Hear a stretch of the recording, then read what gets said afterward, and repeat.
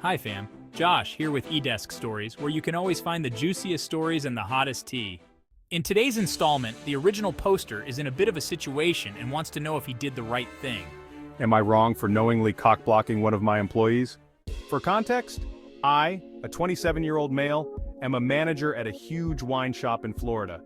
Last month, we hired a new cashier named C, a 25-year-old female who only works on the weekends, as she has a traditional 9 to 5 during the weekdays. Over the past few weeks, I've noticed an escalating pattern of behavior from one of my merchandisers, Jay, a 25-year-old male. Jay has recently stayed at the store past his shift and even come in on his days off, coincidentally at the same time that C is working that night. This was bizarre to me, but I found it quite innocent until last night. Jay doesn't have any serious dating experience and is a virgin according to various people that he has spoken to. Last night, as we were preparing to leave, C and I were walking by each other when she stopped me with a bag of food. She asked me to guess who left her this bag. Playing along a bit, Jay's name eventually came up. She made a pained grin and looked away. Noticing how uncomfortable she appeared, I asked her what was wrong.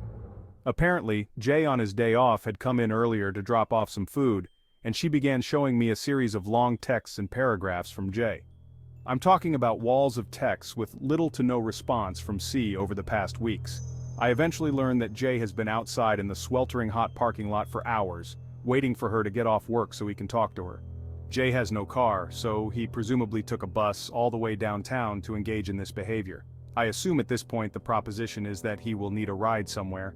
She lives close by and he is further away, and I think that she is not comfortable with this situation, but I don't know for sure.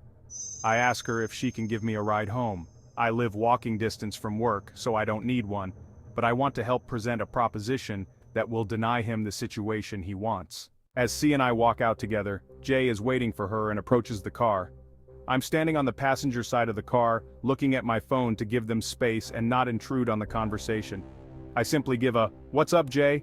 at some point, and he immediately asks me, "Can't you just walk home?" I reply that it's too hot outside and I need a ride. He asks me again if I could just walk home, and I don't budge.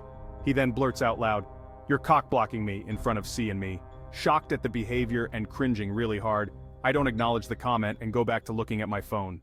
He eventually leaves and appears disappointed. C and I get in the car, and she drops me off at my place down the street.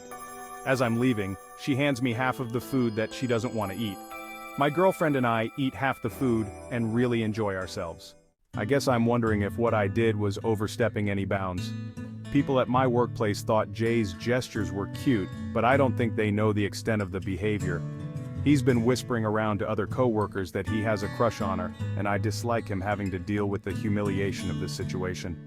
I plan on pulling Jay aside to address his inappropriate comments, but thoughts on how to proceed would be helpful. So what do you think, fam? Is the crush cute? Or is it more? Is this more than just cock blocking? We think so, but we'd love to hear your opinions. Let's discuss it in the comments.